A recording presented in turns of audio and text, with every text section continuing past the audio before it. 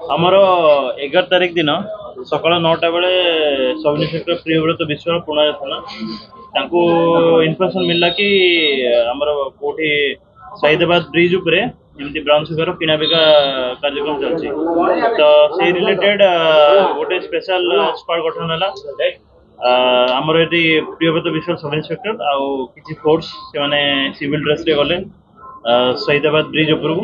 ତ ସେଇଠି ସେମାନେ ପାଇଲେ 2 ଜଣଙ୍କୁ ପାଇଲେ। ସାହିଲ ଆଲିଆସ ରଞ୍ଜନ ସାହା ତାଙ୍କ ଘର ଅଛି ସାନ ଶଙ୍କରପୁର ପୁଣା ବଜାର ଥାନା ଅଣ୍ଡର ଭଦ୍ରକ।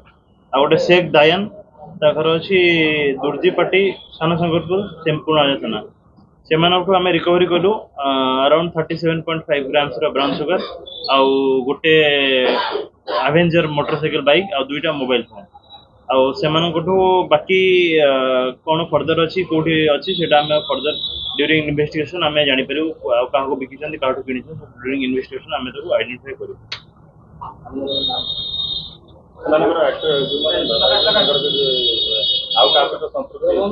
हाँ आमर आउ थे आम तार क्यारेक्टर एंटीसीडेंट प्रूफ कलापर आम जानू।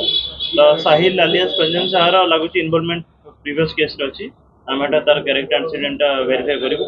वेरीफाई कलापर आम जापर आज कोर्ट फरवर्ड कर ब्राउन सुगर धरा है तार बजार मूल्य केते एटा हमर अराउंड 60-70 थाउजेंड रो मिनिमम वैल्यू अछि।